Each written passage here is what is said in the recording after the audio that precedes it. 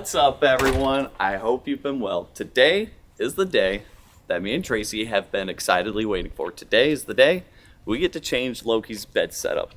But before we start the bed change, let me go over a couple things on Loki. Last week we had a little bit of a fluke hailstorm, larger than golf ball size hail, and I tried to get Loki out of it as quick as possible, but he did not make it out unscathed. His hood and the roof are pinged up quite a bit. During the last week, though, we've been spending some time touching up his paint, orange accents, beating the skid plate back into shape and touching all of that up. It's all starting to look clean and fresh again. The orange is a little darker this time because we couldn't get the original paint, but moving on to the bed where we're going to be doing most of our work, I've also gone ahead and busted my tail out during the last week. It is what it is. We've got new ones on the way. We'll be changing those later when they show up. For today, though, to start things off, we have a brand new DiamondBack cover with front runner roof rack to kick things off.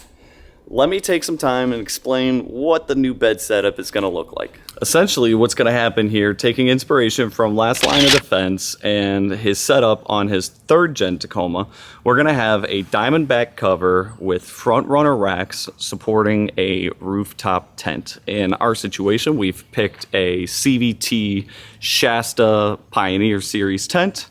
We're going with this setup because the DiamondBack cover is a good way to have dry clean storage, and it is also stout enough to have a 250 pound tent tossing around on an off-road vehicle, as Loki is more geared towards off-roading and he does not stay clean, so it'll be nice to have our stuff clean inside the bed, and I'm not going to have to worry about that tent tossing around. One of the things to consider with this build, though, is that since the tent is not going on the roof and it's going to be situated down a little lower inside the bed, it's going to be a little more aerodynamic, and it'll be lower, so that'll make it easier to toss our 50-pound Huskies up inside the tent. But one of the cons is that because it is not on the roof, it is not going to make for a good dry shelter to stand underneath. But that's all good. One of the things we're also going to be adding to the setup is underneath the tent, we're going to be installing an 8-gallon WaterPORT, the Weekender, and that is just essential for us to have water on board. So let's go ahead and dive right into the DiamondBack.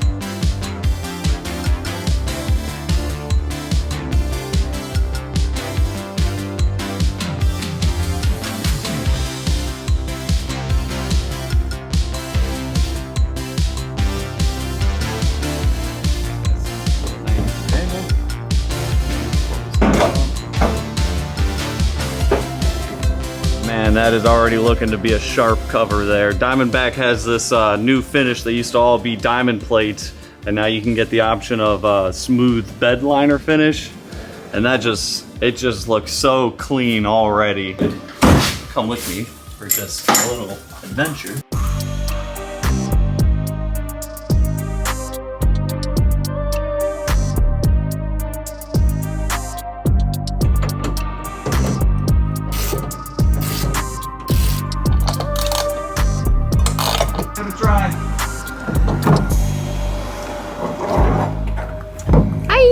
Hi. Looks like it worked.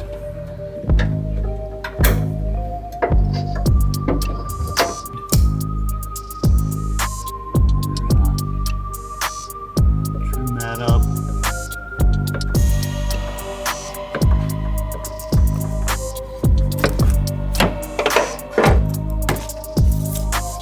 There we go. That looks pretty good. And for the final step, they want you to keep it closed for the next 24 hours to help keep pressure, to help the weather seal adhere, bond, and seal. Commence the obligatory package opening.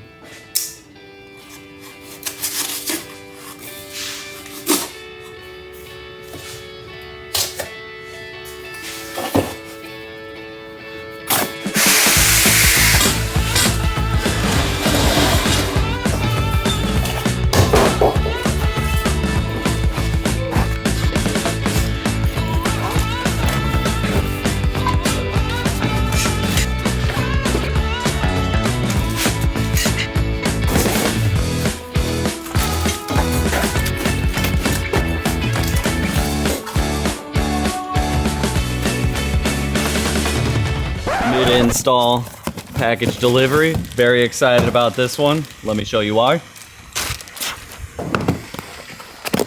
We have finally gotten a second lens for our camera here, and I'm very excited for this. This is a 20 mil prime lens. And let me show you why we are so excited for this little lens. There you are on the new lens. Let me show you what we've been filming with. This is a 24 to 70 mil G Master lens. It is gorgeous, but it is absolutely massive. This thing is heavy, especially when you want to hold it up, walk around and talk about something. This starts to make your arm real weak, real quick. So this is a 20 mil. It's this focal length here only. It's nice and wide, good for having this kind of a shot. So hopefully you guys will be seeing this a lot more in the future. But for now, back to the install.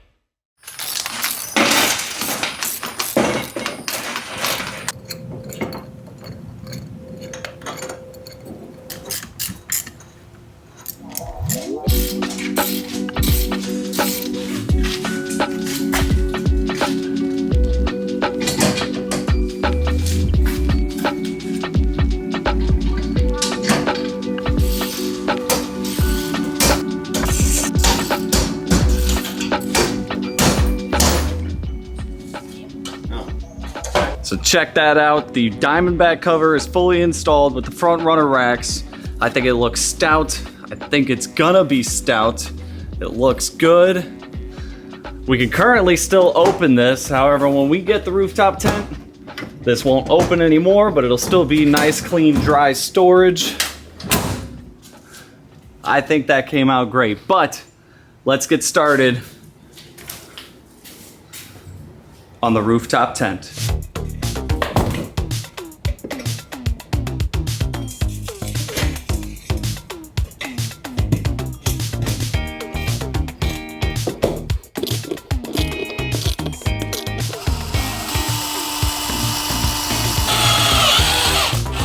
It started started raining and we're ready to mount our rooftop tent, so we're gonna back the truck up into the garage undercover. Yep. So because the tent's about 200 to 250 pounds, it took us a minute to sort of orient in how that we're gonna get the tent from waist level above the shoulders onto the new front runner rack. So we think we have an idea that's going to work. All right, so we'll scoot it a little closer.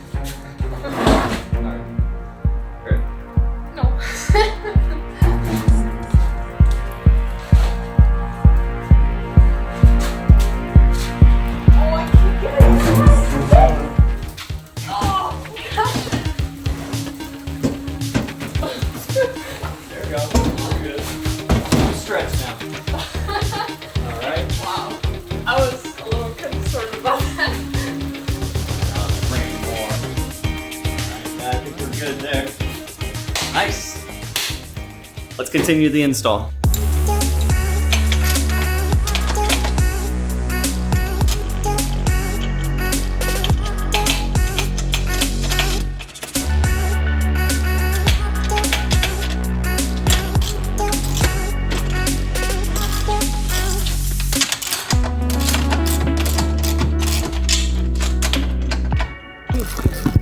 Huh? Yep. In the tent. Yep.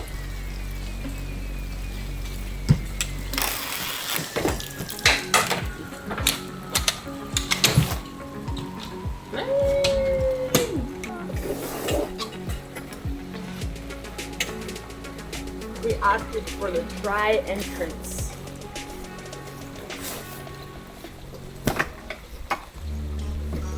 Alright. Figure out.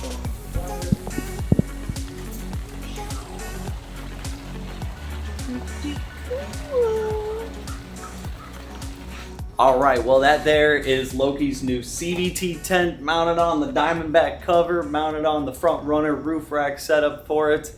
Only other thing to get mounted up is the WaterPORT, if we didn't have a problem. This is the new 8-gallon WaterPORT. I was hoping that we could get installed nice and cleanly right up underneath the tent, like so. Now this is all my fault. I didn't do enough research on this. I actually thought this would fit also the other way, as well as I didn't realize it was going to be this thick. My original OG 3.3 gallon I don't think was as thick as this one, but it looks like it fits. But this is the bracket for it, and it just doesn't quite fit like I thought it would. The other issue is the fill spout is on the bottom, which having a compressor, that's going to be nice to be able to actually use this, because I can just fill it with water and then pressurize it with the air compressor. Having it downside like this, that option's out. So Tracy and I have some things to get figured out to get that set up, but that is definitely something we want to have on the truck, and we're very much looking forward to. The WaterPORT was one of the things we thoroughly enjoyed over the years, having onboard water like that and being able to get 8 gallons versus the 3.3. We've been waiting for this, but I don't know. We're tossing a couple options around. We may do a roof rack, put it up on top. One of the problems with that is that it would no longer fit in our garage. That was one of the reasons we wanted to do the setup this way, is so that Loki would still fit tucked away in the garage. But we'll get it figured out. But for now, we're done with the install. You have a great week, and we'll see you on the next one.